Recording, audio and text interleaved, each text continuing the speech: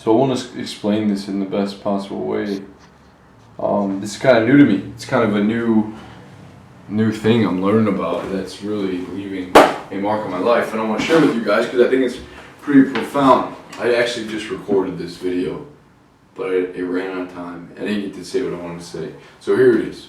All right. Throughout the day, I've been noticing, I'm going to label it energy.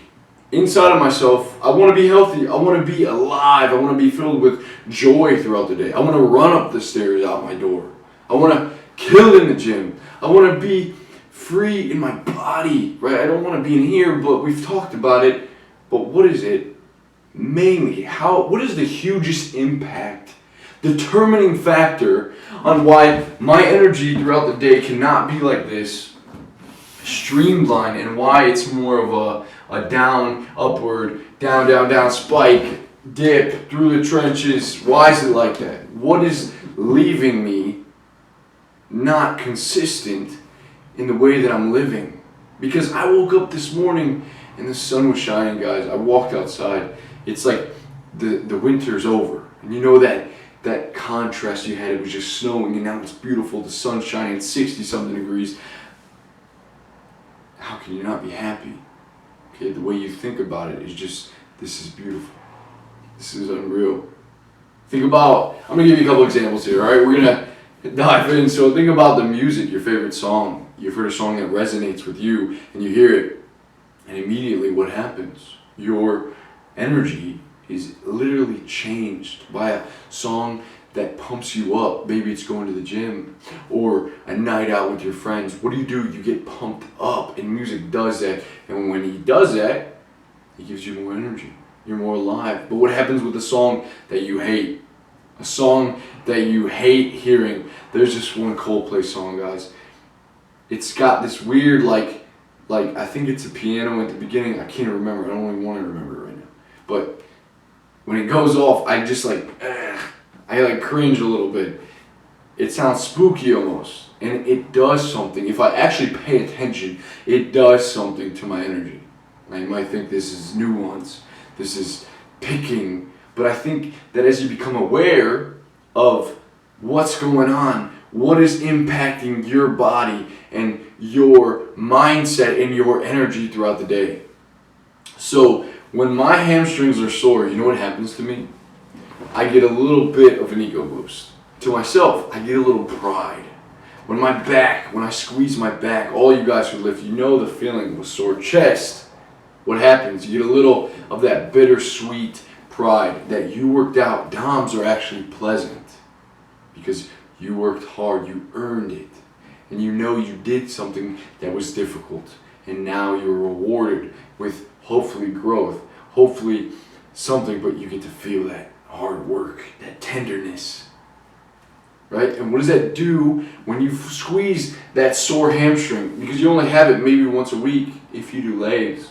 So it gives you a little more energy, right? Just feeling that gives you a split second of energy. Even if it's for a split second, you get some kind of reward from that. It's impacted you somehow for that time in that day. Now, as you go throughout the day, you see how many things are coming at you from the time you get up in the morning. And you have that 20 minutes, sometimes it takes you to get out of bed. I know today I was up, but some other days, it's like I'm sitting there and I'm wondering, right? I'm trying to capture why it is that I can't get out of fucking bed, man. But then what do I do when I get up? I finally get up. Sometimes, I remember my parents would just watch the news, or we would do something, we would watch the news, and then if you actually see how the day plays out after that, compared to when the family would get up and do devotions, right, we would build each other up, read from the Bible, it was different. But we're not aware. So when you become aware of what you're doing, of what you're feeding yourself, of what you're coming in contact with, of what you're letting your brain respond to, then you see how this is all just a fucking game that we're playing in our heads, that we're letting ourselves be impacted. I don't want to say game because it's real. This is real life, and this stuff is impacting us, guys. If I was to tell you right now, listen, just See, as you're sitting in your chair, maybe you're standing, whatever, see how your body, how your mind responds, how your energy, let's call it this whole thing going on here, just energy reacts. Your mother's about to die. How does that feel? What goes off? Now, how about this? You're about to have mind-blowing sex. There's this hot-ass girl coming in. She's a porn star. She's coming in. She's going to give you the best sex of your life, right? Just subtle, very small. What happens in you? You're about to have. I'm going to order pizza. You guys want a cheese pizza? We can get, we get the meat lovers, whatever you guys want. Yeah. We'd take pre-workout. Before workout, what happens to the energy? Do you get excited? You see the triggers there. I get excited. I kind of got excited there to work out more than the sex part. But all of these things, guys, how many times a day are we being bombarded by things that we react to without being aware? So I'm asking that you would maybe even journal it down. How, from the moment you get up, are you being affected? Are you being influenced? Is your energy being influenced? Allowed to be swayed and up and down by things that are not always in your control, by the text of someone else, by... God, man, it's so hard to let go. I'm so sick of being like a slave to energy, to being impacted, pressed upon, and then I'm up and down. I can't be consistent.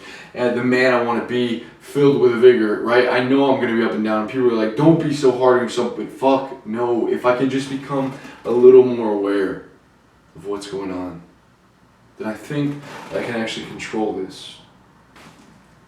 When I hear bad news, it doesn't have to affect me. Okay?